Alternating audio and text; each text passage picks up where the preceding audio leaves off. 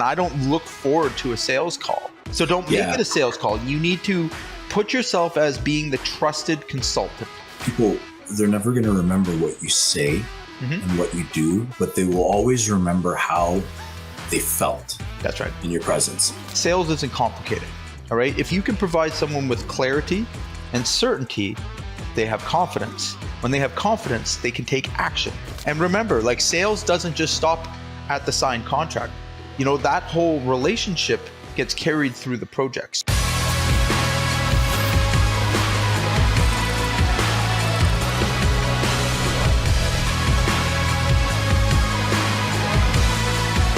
Good afternoon, Jay. How you doing? Not too bad, man. How are you? Not too bad. Not too bad. We're starting a little bit later today, but we got each other on, which is good. You're a hard guy to nail down. Yeah, I'm too busy delivering to customers. I love it. Yeah. Well, speaking of which, I think it would be kind of an interesting topic today. We've dabbled in it before, but closing techniques, sales techniques, that sort of thing, because, you know, the thought is maybe we can deliver some ideas, some strategies that can help contractors in the short term, like right off the hop. What do you think about that? Absolutely. I love it. So talking about closing, I heard something very interesting. When we get to the end of a sale and we're ready to close, we technically shouldn't have to close. What do you think about that? I disagree.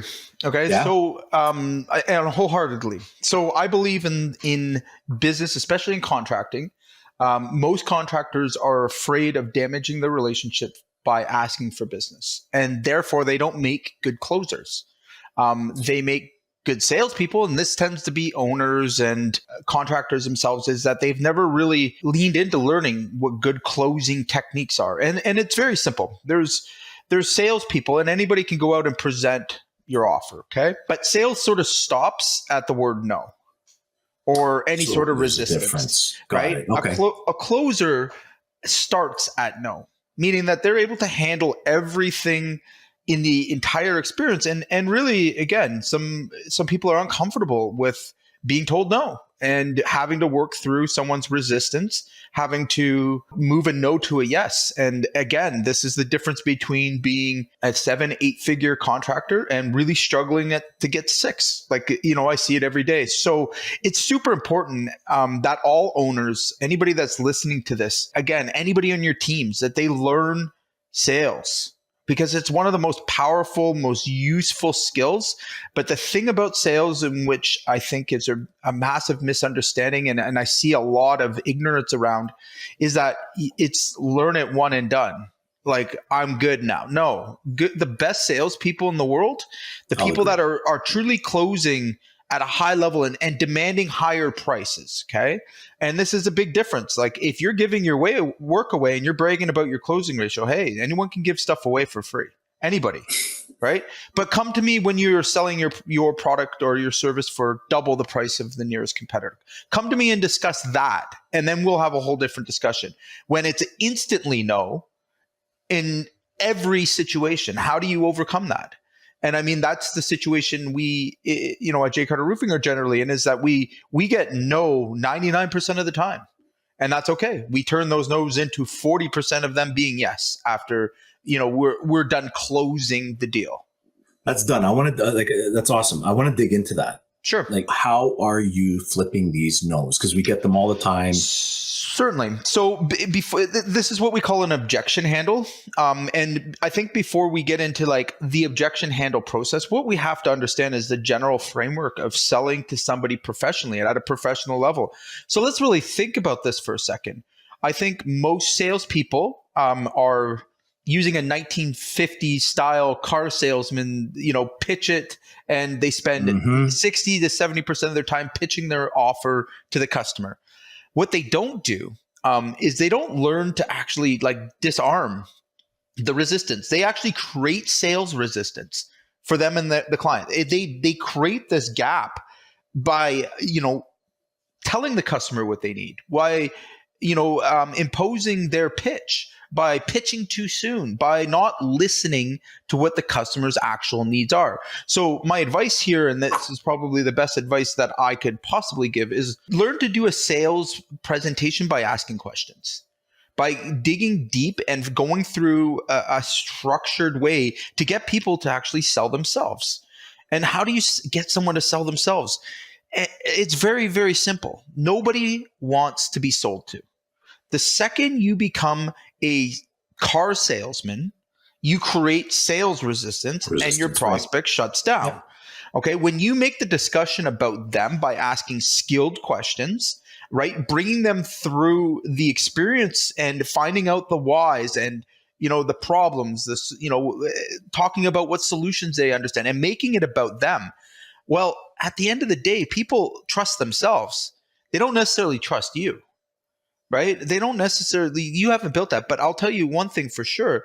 When you ask really skilled questions and they're done at the right time in the right place, and you bring somebody through analyzing their problem, understanding the consequences, understanding how the solution is solved, and then only then do you actually see if a solution you have actually fits, and then move them to, actually closing and being able to handle any objections that they may have.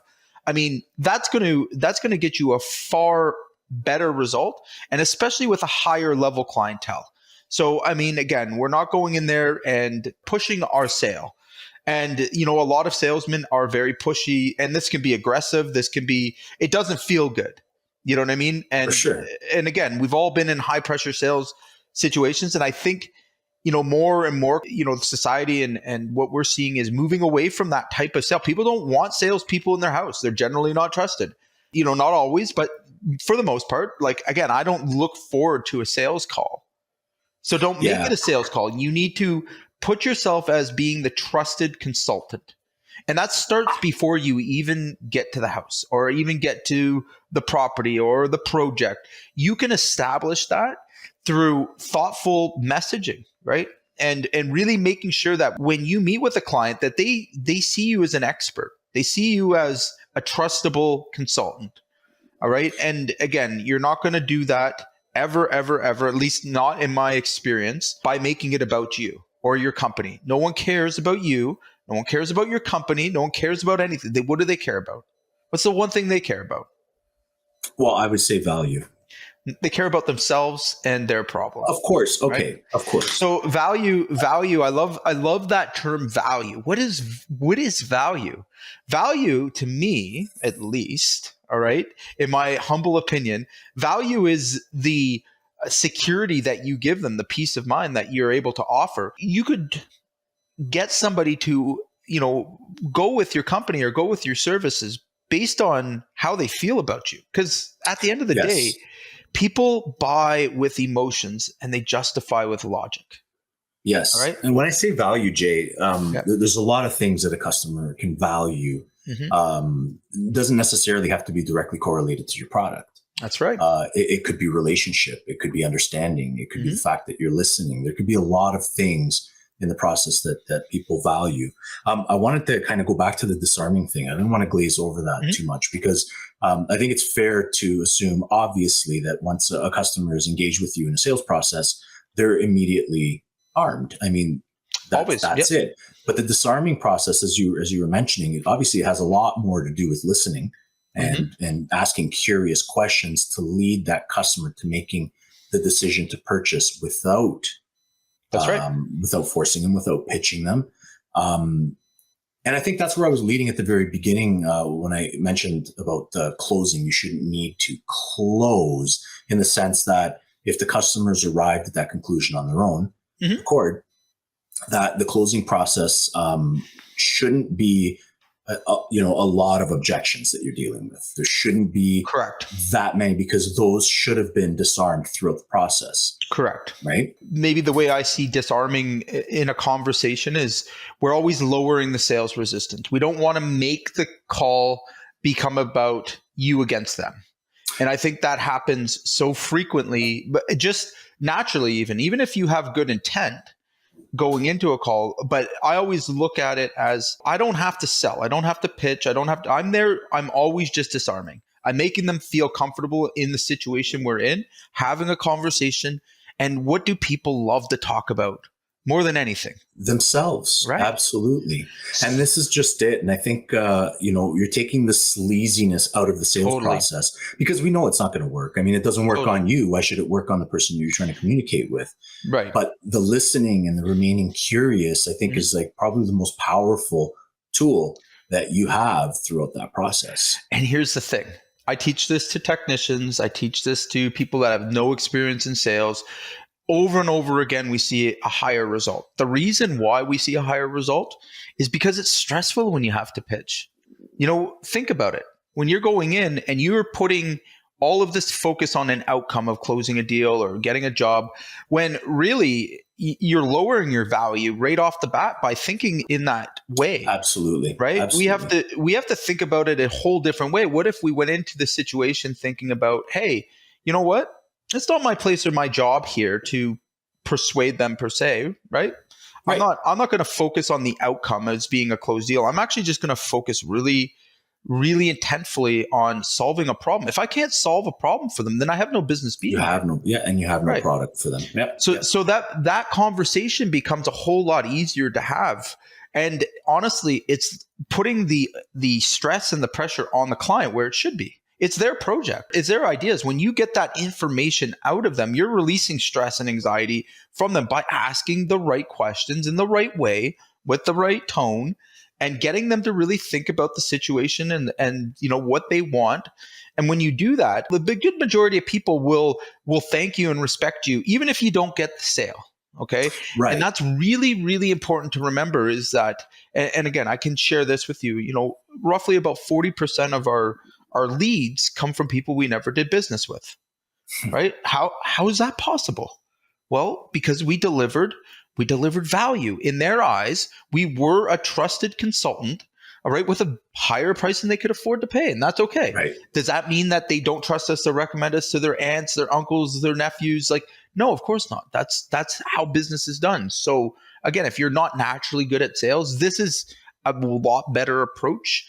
If you are new, again, it doesn't have to be stressful. It doesn't have to be something that you go into feeling anxious or that you go into with low quality results. So I mean, again, these are learned skills, but they have to be practiced. They have to be put into play. I agree. I'd even go further, just to comment on something that you said earlier, that people, they're never going to remember what you say. Mm-hmm. And what you do, but they will always remember how they felt. That's right. In your presence. Right. And I think that it takes a lot of the pressure off of the, sales person. Because let's face it, we're contractors, right? Mm-hmm. It's a skill that we're constantly acquiring, but that's not where our highest skill. And it gets us back into our comfort zone where we're creating more of a dialogue and we're doing a lot more of the listening. And mm-hmm. It's important to note that when you're doing listening and you're asking curious questions, the information that falls out becomes way more valuable. They're literally telling you what mm-hmm. they want if you just shut up. Mm-hmm. And again, that's the beauty of having a properly structured sales process when you're in front for closing. I mean, again, when you have to meet, and it's funny because these strategies, these tools that we teach contractors, they apply in all areas of business. Right. So if you want to have better relationships with your staff, if you want to, if you're having a hard time bringing in that A player that you want to land, I mean, the process is the same. Just like I've always said, sales and marketing, exactly the same as hiring and recruiting, exactly the same as, in a lot of cases in how we manage our business and how we build relationships. So again, when we think about acquiring a skill, there's no more powerful skill, I think, that a CEO or a contractor can learn that's going to have lifetime value like sales, like a proper, new way of selling. And again, I can't say enough good things about, having that structure. Yeah, no, I completely agree. Getting into the common objections that we hear from day to day. I mean, there are tons of common ones. Too expensive. Let's tackle that. Perfect. So how do we handle that? First thing, so you've got to isolate the money thing first. So always make sure that you're actually dealing with a money objection, because most of the time, what do people go to immediately if something else has created resistance. So if you've done something during the call or during the the sale, that's maybe triggered them. Maybe they're not feeling confident. You have to make sure that the objection they're actually giving you is in fact the objection that is on the table, right? So the best way to do this, again, is we're going to disarm, right? We're going to agree with them first and foremost. No, I totally understand. I get that all the time. Let me ask you though, money aside, are you absolutely sure that we're the contractor that can solve this problem for you? They're going to give their answer, right? Or they're going to say something to the contrary. What did I do? I made sure that I'm dealing with an actual money objection. I can deal with the money objection. I can break in payments. I can do a whole bunch of things. But if I'm dealing with something else, and most people aren't, we're sort of brought up to be that way, right? They don't want confrontation. They don't want conflict. All right. It's your job to disarm, right? Let's disarm them. No, I totally get it. You're right. I'm wrong. Like, let's get that out of the way. Next, I'm going to isolate. All right, money aside, let's put that aside for a second. Let's put it in a box.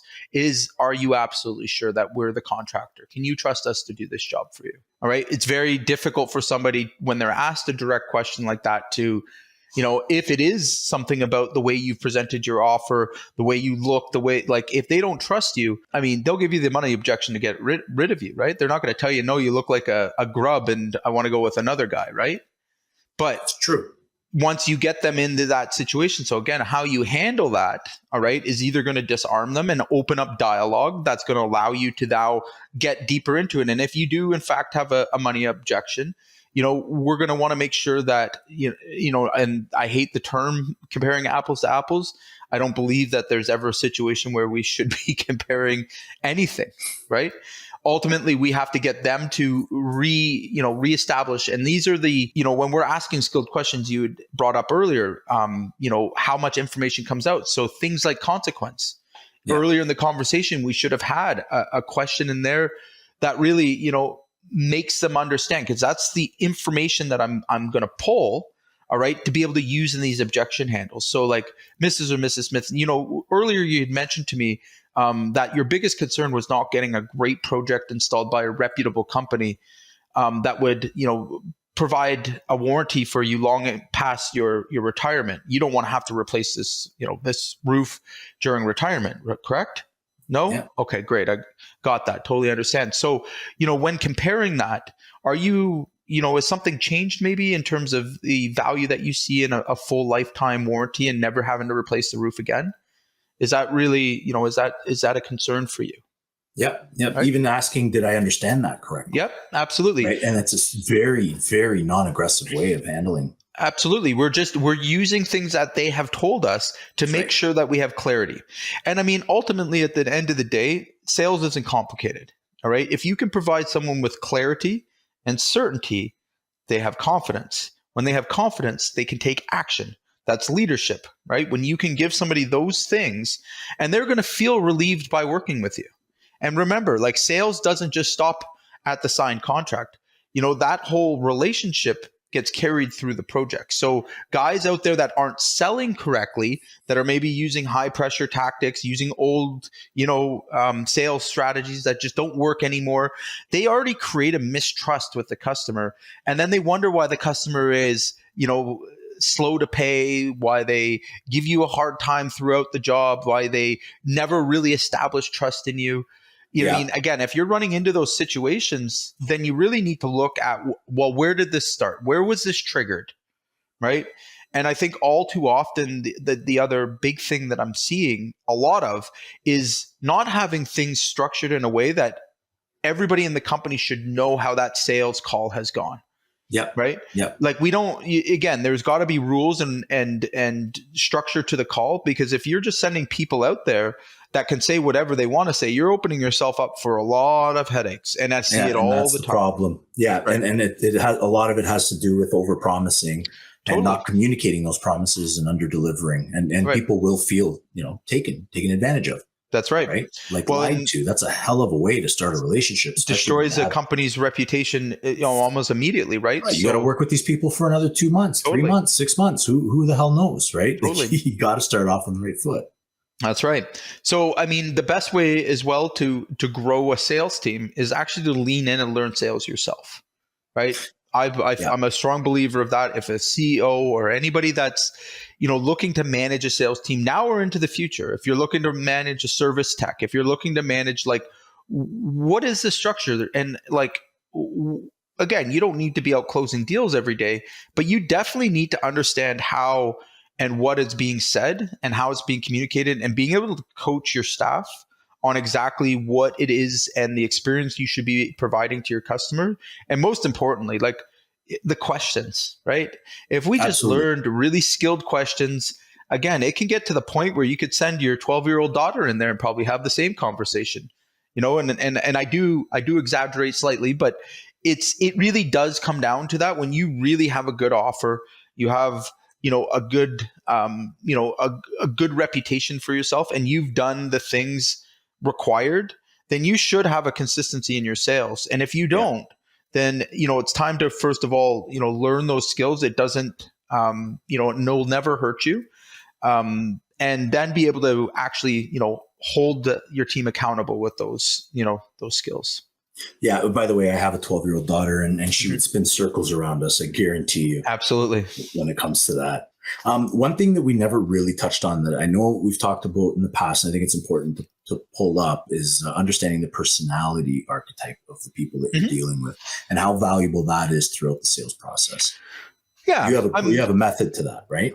Yeah, I mean, again, I understand, and we definitely try to teach and validate, personality identification. So again, if you're using a disc profile, for example, we'll keep it really simple here, right? And you're dealing with a, let's say, a high D, right? Or again, this is going to be somebody who's very dominant, all right? And you're going to keep your conversations short and to the point, right? We're not going to go into long dialogues. We're not going to go into,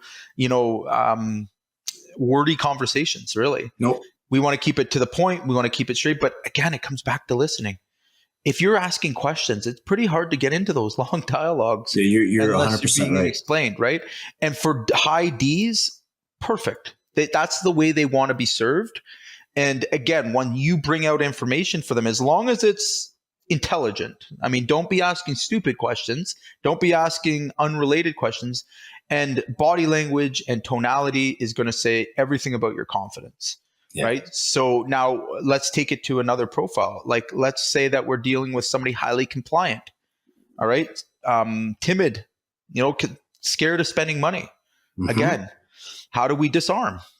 How do we disarm in that situation? We've got to get them talking about what they need, what they want, what they're afraid of. All right. Their current situation, their future situation, and build a gap with them.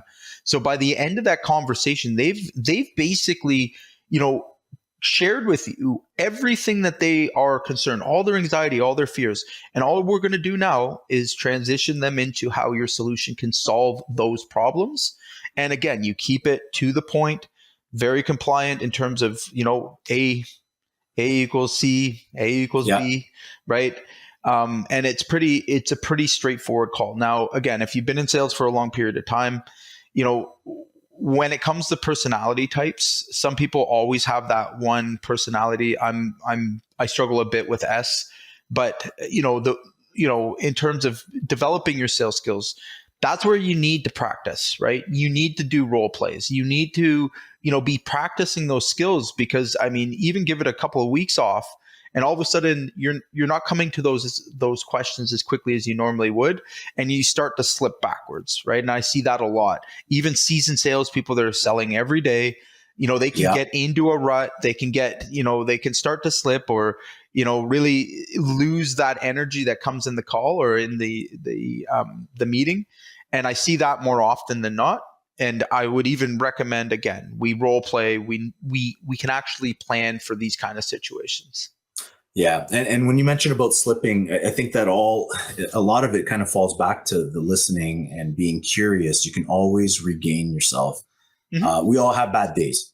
We've all had sales calls where we're like, what the hell? Why would I say that? Right. But that just went wrong. Like, the energy was just so wrong. Right. And a lot of it has to do with the fact that you feel as if that you need to talk, you need to guide the conversation, you need to have control of the conversation. But you're actually raising sales resistance when you're doing it. Bingo, exactly. Right? And it won't work on you, so why would it work on them? Right. So again, it's a very simple principle here that we're trying to communicate is make it about the prospect. Make it about them and their problem.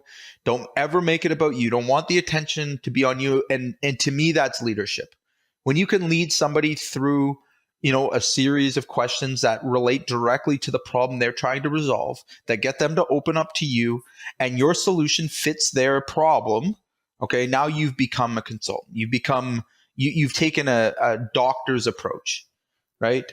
And that's where we want to be seen. Even if we don't get the sale, even if we've built a trusting relationship there. And it's pretty hard, again, not to find success with this method, because again, you're taking the least amount of chances of losing a sale because you've created resistance. And again, if you're getting a lot of, I need to think about it, I'll get back to you, like all of those kind of things are all trust related, right? So somewhere along the line, you're doing too much pitching. You're giving too much of your opinion, okay? Right. Because nobody trusts your opinion. It's the facts, right? Like they're not going to trust you off the bat, but they'll trust their own, right? So make sure that you're on that side of them, sharing that, and make it their decision, make it their choice, and you're going to have a better sale. You're going to have a better job with them. You're going to have more referrals and a longer relationship. In October, we are having the 100K in 30-day challenge, where if you'd like to join us, we're inviting all contractors, everybody involved in our audience, and everybody that's been a part of Contractor AI. We'd love for you to join the challenge. It's absolutely free to join, provided that you take the steps. And some of the most important things is learning these sales strategies, learning these techniques, and implementing them with your team. So if you want to take this to the next level, join our challenge. If you are, looking for help on this immediately, if you need directions, you need sales processes and scripts and all those kind of things that we do need along the way, and you don't want to do the work, give us a shout. We'll help you out. That's what we do here at Contractor AI. But beyond that, I would love everybody to join our sales challenge coming up in the middle of October.